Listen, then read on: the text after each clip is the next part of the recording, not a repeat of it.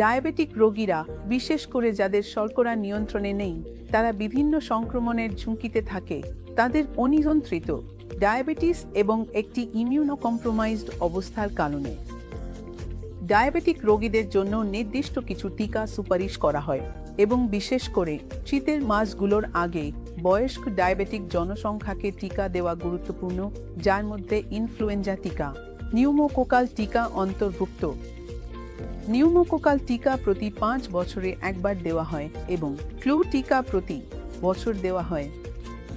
এছাড়াও ডায়াবেটিক রোগীদের জন্য হেপাটাইটিস বি টিকাও সুপারিশ করা হয় এবং যেসব ডায়াবেটিক রোগী আগে টিকা পাননি তাদের জন্য হেপাটাইটিস বি টিকা নেওয়ার সুপারিশ করা হয়।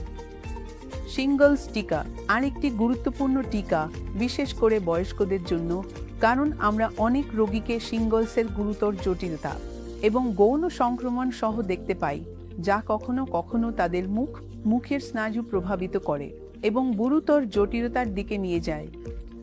সুতরাং এই সমস্ত সংক্রমণ সহজ টিকার মাধ্যমে প্রতিরোধ করা যায় এবং ডায়াবেটিক রোগীদের এই টিকাগুলি সম্পর্কে সচেতন হওয়া উচিত এবং সময়মতো সেগুলি নেওয়া উচিত।